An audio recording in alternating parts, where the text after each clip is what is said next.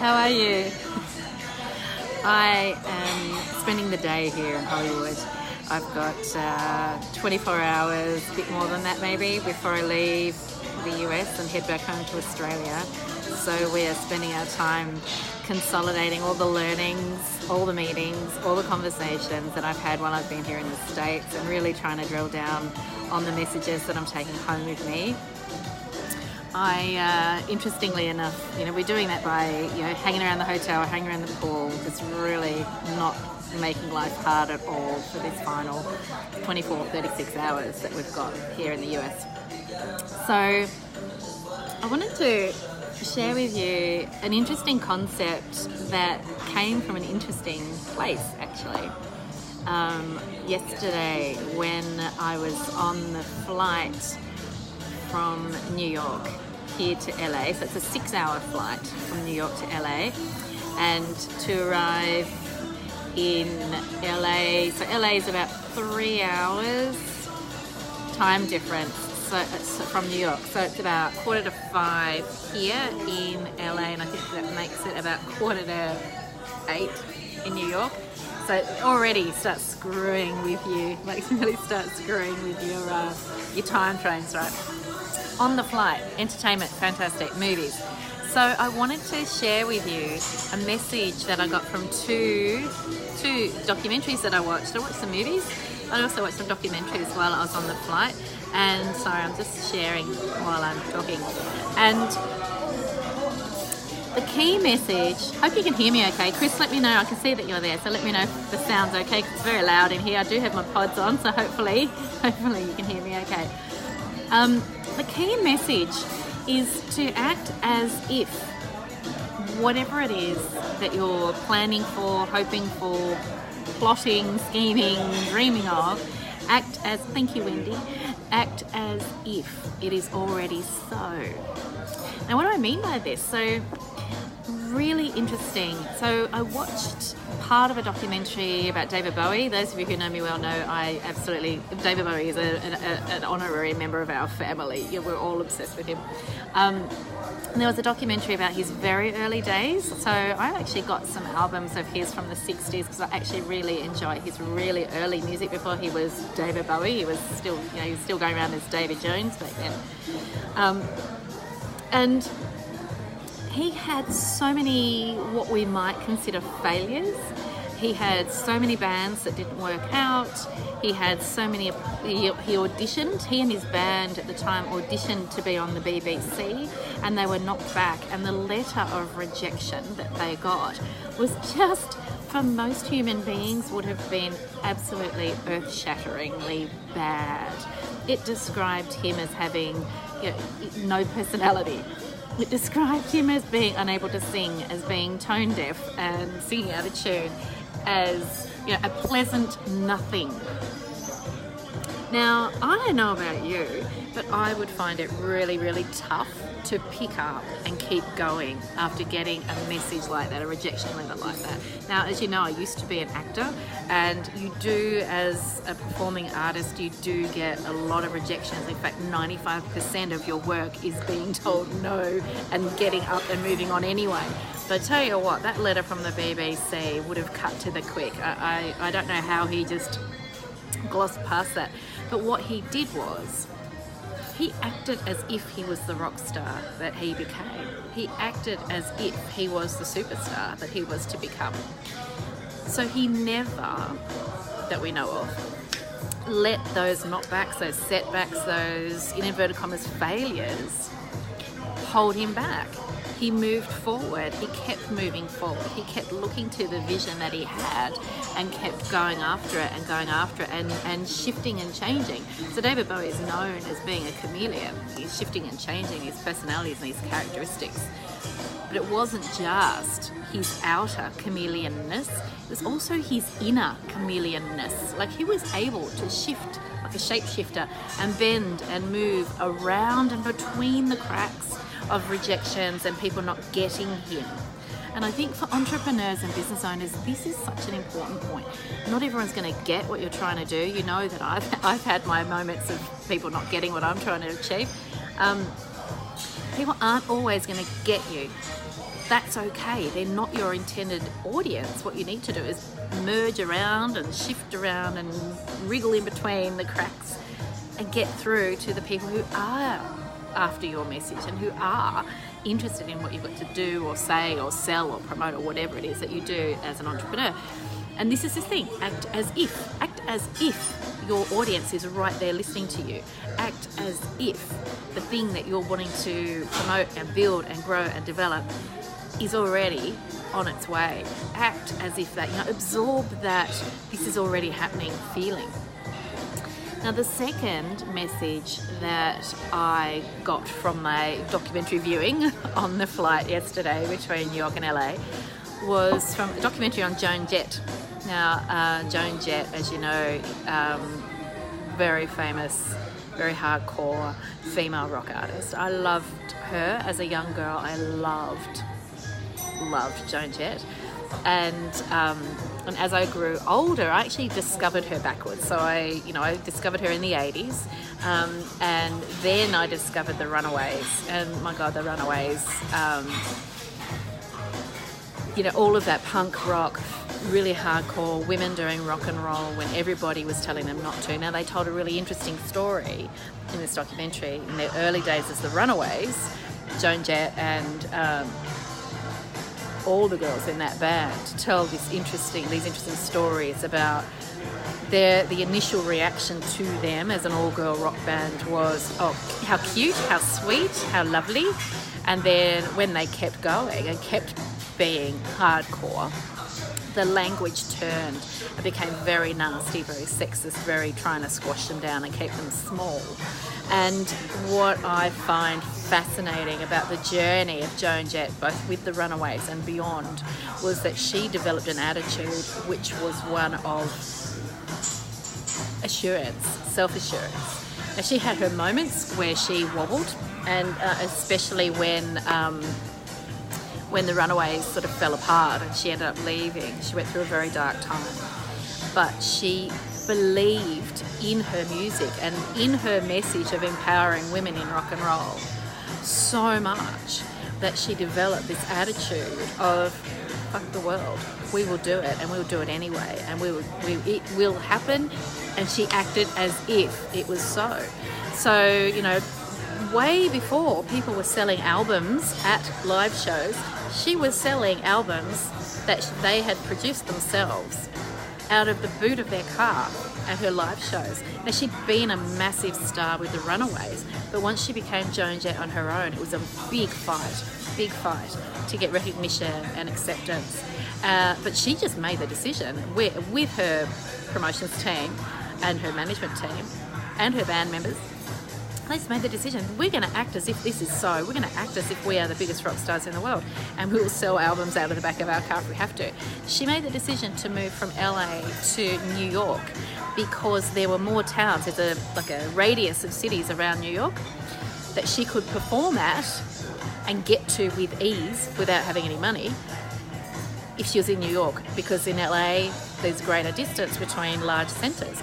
So she moved to New York, made it happen. This whole idea of being able to make it so by believing it's already happening. Now, I know some of you are into manifestation and law of attraction. I'm not into that stuff, but if you are, all power to you, go for it. You can call it whatever you like. My personal belief is it's about the mindset and the attitude that you adopt.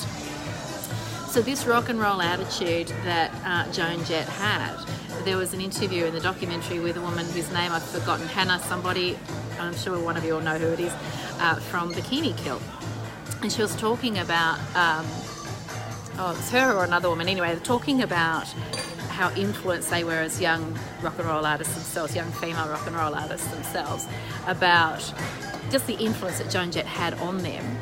And saying things like, this one particular woman said, I couldn't copy her lyrics, I couldn't copy her musical style, because why would she want to? But she said, but I could adopt her attitude. And so she decided that she would inhabit the Joan Jett attitude when she was stepping out on stage. And her words were, when I step out on stage to do the thing that terrified the life out of me, I would adopt the Joan Jett attitude. Isn't that a great thing to carry around in your back pocket? Could we all do with a bit of a Joan Jett attitude? So I wanted to share, look at all these comments I'm missing, sorry. Lee, I thought I saw your name. Funny story about Lee Morgan. I thought I saw your name on the Hollywood Walk of Fame a minute ago, but it was someone else Morgan. So you're in my mind. Yes, you can do that, darling, that's fine. So final third message from Hollywood itself. So we arrived in LA last night. We rocked up to our hotel, which is on Hollywood Boulevard. In fact, I'll just show you, we're in this beautiful cafe. Check. So cool, right? And this is in the hotel, this is on the street front in the hotel. And all of Hollywood Boulevard had been closed off. Across the road from the hotel is the Chinese Theatre, where they have the Academy Awards, and a lot of the premieres for the major films are held there. And they'd closed off all of Hollywood Boulevard, big barricades, people with things in their ears, you know, security. It was massive, and I thought, President must be here, right? When we arrived in the States a month ago, we stayed at this hotel as well, and that night the premiere of Endgame, like biggest movie of the year, right? Premiere of Endgame was on across the road. Tiny little bit of footpath was closed off. Last night, blocks, like whole blocks of Hollywood Boulevard were closed down for the premiere of Aladdin. Now, I was talking to a fellow who works here this morning, and he said what they often do, if they're worried about how a particular film is going to perform at the box office, they will spend mega bucks on the premiere. They had set up like a festival of Aladdin out here in the street. I mean, there were like Arabian tents and all sorts of things out there in the street. The public weren't able to access it. As hotel guests, we weren't able to access the restaurant or the lobby or anything because it was being reserved for a private Hollywood party for the night. They had really gone to town.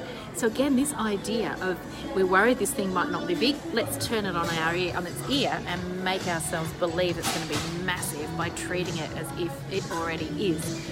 Now, history will tell whether or not Aladdin makes it big or not, and whether or not last night's shenanigans have anything to do with it. But this whole idea of acting as if the thing you're dreaming of, the thing you're building, the thing you're working on, as if it is already in train, it's already rolling along. So, you know, I mean, I've had a fantastic time here in the States. I've got a head full of ideas and conversations and thoughts and plans, and so much happening. And you'll see some of that unfold once I get home and get my feet back on the ground and get jet lag out of my system. But seriously speaking, the stuff that I've learned here is stuff that you guys will all get the benefit of course, but it's also about me acting as if things are already happening. So, you know, 12 months ago I was in the US for the first time on a crazy 3-day trip to Las Vegas for a live event that lasted 3 hours. And I knew at the time that that was going to be a game changer.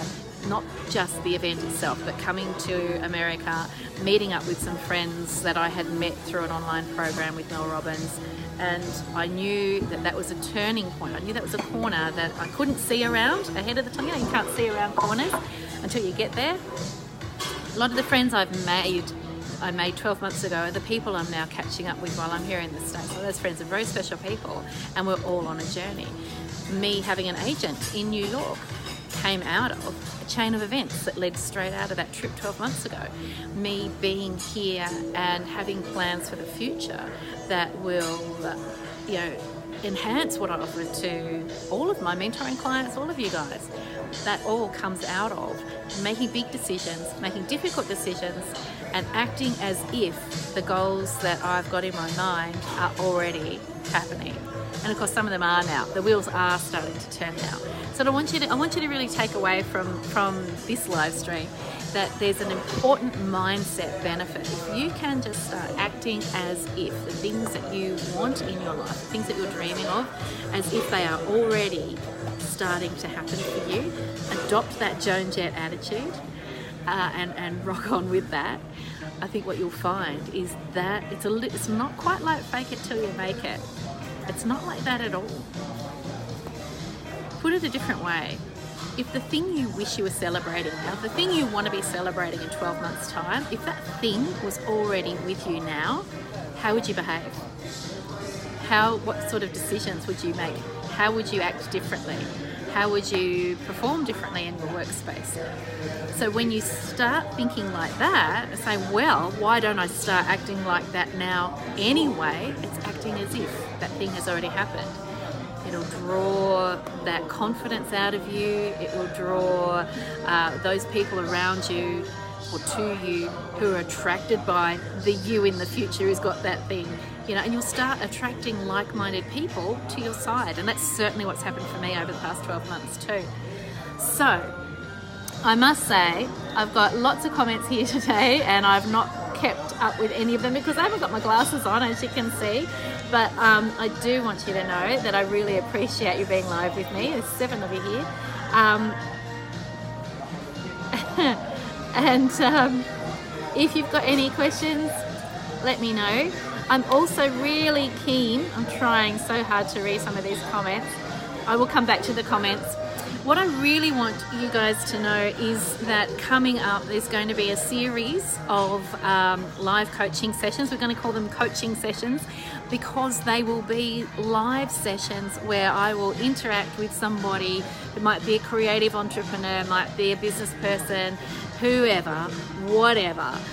If I can help them, I'm going to be doing some of that online, live, no cost. So if you're interested in that, do give me a shout out. Check out, send me a message if you're personally interested in having a conversation with me about participating in some online coaching. And what I'll do is I'll figure out with you what your needs are, how many sessions we might spend together. And as long as you're happy for that to happen online in a public space, then I'm more than happy to give you my assistance.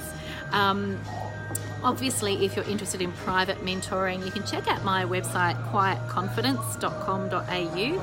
I will be moving some of the broader mentoring programs that are for business professionals onto my Finding Proof website, but at the moment it's all on Quiet Confidence, so you can have a look there. Meanwhile, do let me know if you're interested in participating in some online coaching, and do let me know if you know of someone else who you think might be interested in some online coaching.